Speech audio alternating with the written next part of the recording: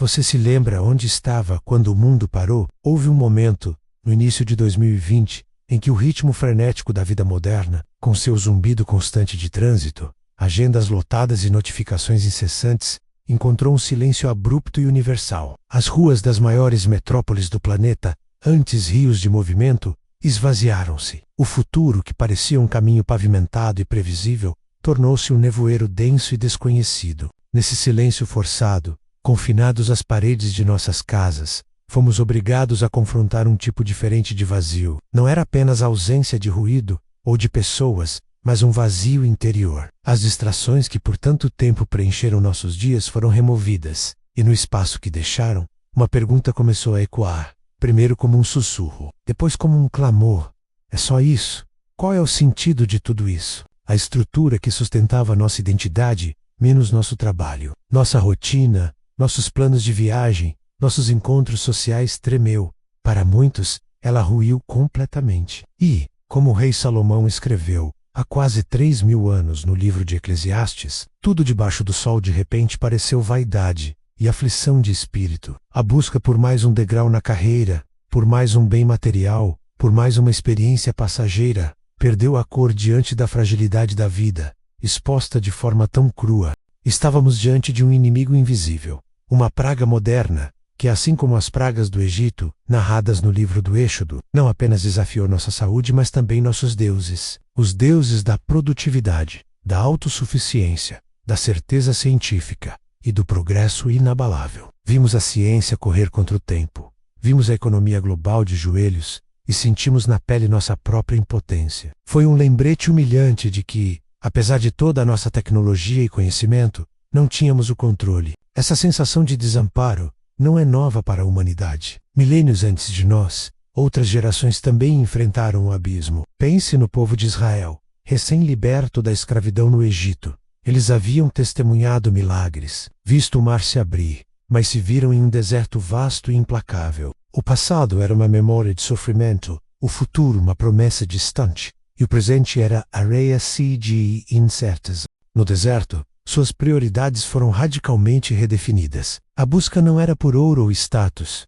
mas por pão para o dia, por água para a sede, por uma nuvem que os guiasse. Foi nesse lugar de extrema necessidade que eles tiveram que aprender a olhar para cima, a depender de uma provisão que não vinha de suas próprias mãos, o maná que caía dos céus. A pandemia foi, para muitos de nós, um deserto pessoal. Ela nos despiu de nossas seguranças e nos forçou a perguntar: de onde vem o nosso sustento? Não apenas o pão na mesa, mas a esperança na alma. Os muros de nossas casas tornaram-se os limites de nosso mundo. E dentro desses muros, a batalha mais significativa não era contra um vírus, mas contra o medo, a ansiedade e o desespero. As estatísticas de saúde mental dispararam globalmente. A solidão tornou-se uma epidemia dentro da pandemia. E foi nesse ponto de ruptura que muitos começaram uma busca não para fora, mas para dentro, uma busca por algo maior que pudesse dar sentido ao caos. A história nos mostra que grandes crises frequentemente catalisam grandes despertares espirituais. O historiador Flávio Joséfo descreveu como, durante o cerco de Jerusalém no ano 70 d.C., em meio à fome e ao desespero, as pessoas se voltavam para profecias antigas, buscando um sinal de livramento. Escavações arqueológicas ao redor do Monte do Templo, como o projeto de peneiramento que recuperou milhares de artefatos da época, nos dão um vislumbre da vida fervorosamente religiosa que existia ali, momentos antes de sua completa destruição. A fé se intensifica quando o chão sob nossos pés desaparece. Os manuscritos do Mar Morto, descobertos em cavernas perto de Qumran, revelam uma comunidade que se retirou para o deserto séculos antes, acreditando que o mundo estava corrompido e que a verdadeira pureza só poderia ser encontrada no isolamento e na devoção estrita. Eles aguardavam uma intervenção divina. Embora nossas razões para o isolamento fossem sanitárias, não teológicas, a experiência foi semelhante, um afastamento do mundo que nos levou a examinar nossas crenças mais profundas. No silêncio de nossas casas, muitos redescobriram práticas espirituais antigas. A oração deixou de ser um ritual mecânico para se tornar uma conversa honesta e, por vezes, desesperada. A leitura de textos sagrados não era mais um dever, mas uma busca por respostas, por consolo. A meditação e a contemplação, antes vistas como práticas de nicho, tornaram-se ferramentas de sobrevivência para acalmar a mente e encontrar um centro em meio à tempestade. Lembramos da história do profeta Elias, após um confronto épico no Monte Carmelo, onde desafiou sozinho 450 profetas de Baal. Ele não se sentiu triunfante. Ele se sentiu exausto, com medo e completamente só. Ele fugiu para o deserto e se escondeu em uma caverna, pedindo para morrer. Ele esperava talvez uma grande manifestação de poder divino para animá-lo.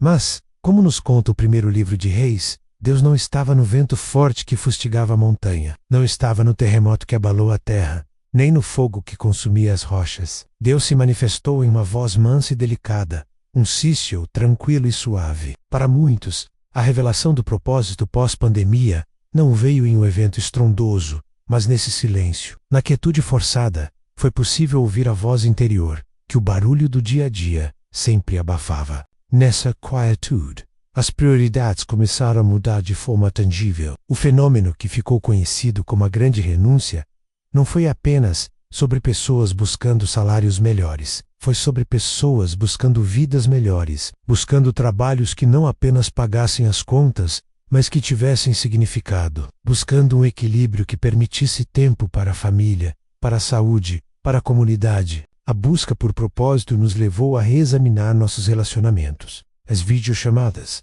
embora fossem uma bênção tecnológica, também nos mostraram o valor insubstituível do abraço, da presença física olho no olho. Percebemos que comunidade não é uma rede de contatos, mas um círculo de apoio. A igreja, a sinagoga, a mesquita, o templo ou o grupo espiritual, para muitos, deixou de ser um prédio para se tornar uma linha de vida, uma conexão vital com outras pessoas que compartilhavam da mesma busca e da mesma esperança.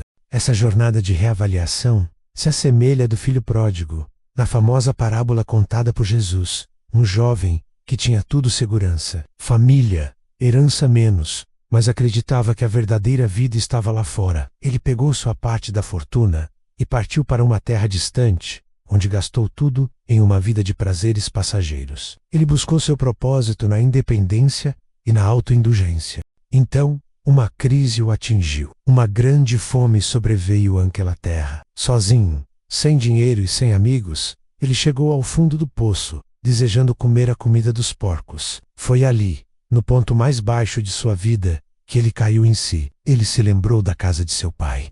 A crise o forçou a reavaliar tudo. Sua jornada de volta para casa não foi uma de derrota, mas de revelação. Ele descobriu que seu verdadeiro valor não estava no que ele possuía ou fazia, mas em quem ele era, o filho de seu pai. A pandemia foi nossa terra distante e nossa grande fome. Ela nos mostrou a falência de buscar propósito em coisas que podem ser tiradas de nós em um instante. E, como filho pródigo, muitos de nós caímos em si e iniciamos a jornada de volta para casa, uma casa que não é um lugar físico, mas um estado de ser, um retorno à fé, à espiritualidade, a um senso de pertencimento a algo muito maior que nós mesmos. A transformação não foi instantânea, mas gradual, assim como a primavera que chega lentamente após um inverno rigoroso. Começamos a ver os primeiros brotos de uma nova maneira de viver.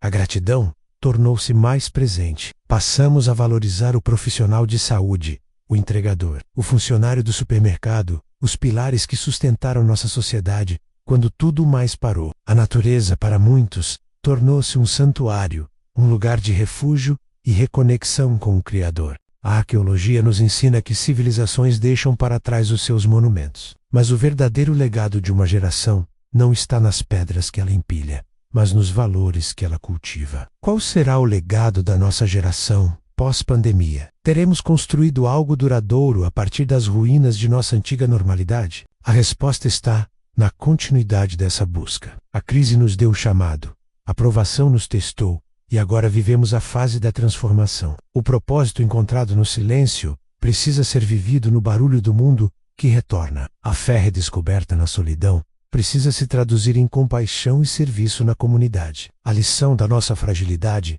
precisa se tornar um fundamento de humildade e interdependência.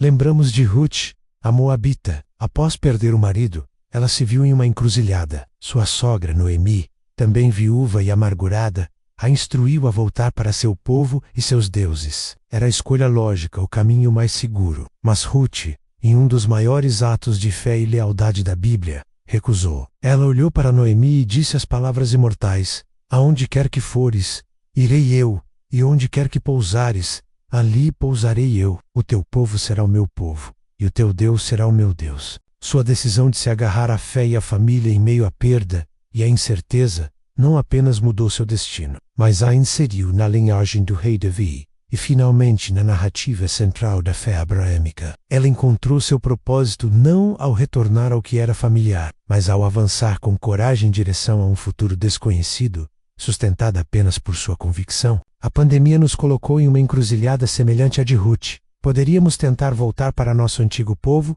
e nossos antigos deuses, os deuses da ambição desmedida, do consumo e da autossuficiência. Ou poderíamos, como ela, escolher um novo caminho, um caminho de propósito, de comunidade e de fé, mesmo que pareça menos seguro ou lógico para o mundo. A busca por propósito que nasceu no fogo da crise é o grande tesouro que podemos levar conosco para o futuro. Não é uma resposta final, mas uma bússola que nos orienta. Ela nos ensina que as perguntas mais importantes da vida não são o que eu quero ter, mas quem eu quero ser. Não é qual é o meu plano de 5 anos, mas qual é o meu propósito eterno. O mundo parou para que pudéssemos ouvir. O silêncio nos visitou para que pudéssemos enxergar. A crise nos quebrou para que pudéssemos ser refeitos de uma forma mais forte e mais consciente. A história da nossa busca pós-pandemia ainda está sendo escrita, e cada um de nós é autor de um capítulo. O que descobrimos sobre nós mesmos e sobre Deus, naquele tempo de provação, definirá o mundo que construiremos a seguir. Se este mergulho na história tocou sua alma, não se esqueça de curtir, compartilhar com um amigo e ativar as notificações para não perder nossa próxima jornada.